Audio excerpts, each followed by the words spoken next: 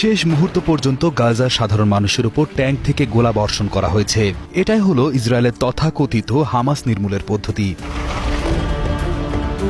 সমুদ্রের পাড়ে আশ্রয় নেওয়া সাধারণ মানুষের উপর ট্যাঙ্ক থেকে গোলা বর্ষণ করে কিভাবে হামাস নির্মূল করা হচ্ছে তা হয়তো খোদ নেতানিয়াহুই জানেন না।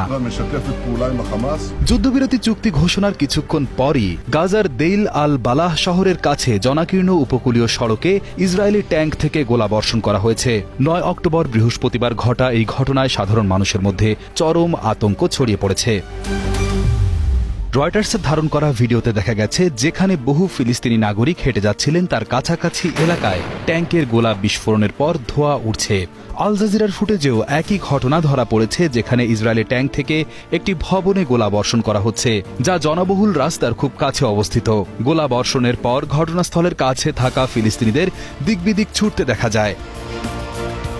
ইসরায়েল এবং হামাস উভয়ই যুদ্ধবিরতির সর্বশেষ চুক্তিতে প্রকাশ্য সমর্থন জানিয়েছিল।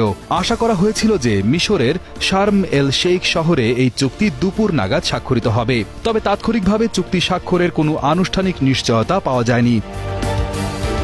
ইসরায়েলের প্রধানমন্ত্রী বেনিয়ামিন নেতানিয়াহুর কার্যালয় থেকে জানানো হয়েছে, যুদ্ধবিরতি তখনই কার্যকর হবে যখন ইসরায়েলি সরকার এটিকে অনুমোদন দেবে। এ বিষয়ে সিদ্ধান্ত নিতে বিকেলে একটি নিরাপত্তা মন্ত্রিসভার বৈঠক হওয়ার কথা ছিল। এমন একটি গুরুত্বপূর্ণ সময়ে ট্যাঙ্কের গোলা বর্ষণের ঘটনা পরিস্থিতিকে আরও জটিল করে তুলেছে এবং সাধারণ মানুষের নিরাপত্তা নিয়ে নতুন করে উদ্বেগ তৈরি করেছে।